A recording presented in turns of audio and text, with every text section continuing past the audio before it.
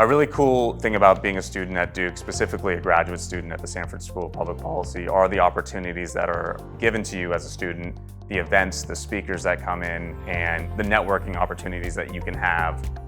For me, this event kind of highlights that in terms of being able to work with the Duke team here to set up a private reception for the organization Policy in Living Color. It's a great opportunity for us to meet one-on-one with Mitch Landrieu in a small group setting. That's one of the really cool things about being a student here is your access to these speakers when they come on campus to ask them these questions that are tailored towards your interests and your degree.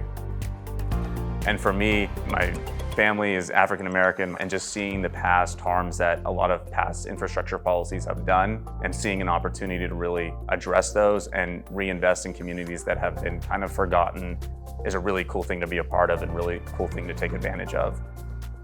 37,000 projects are in some formation in this country right now, literally rebuilding roads and bridges and airports and ports and waterways, because notwithstanding all the noise that's going on in Washington,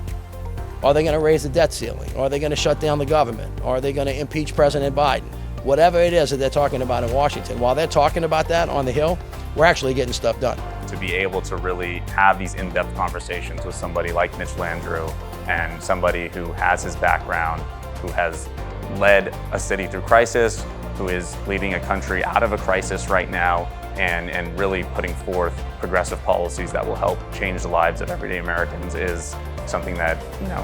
I really can't highlight enough and I'm really looking forward to.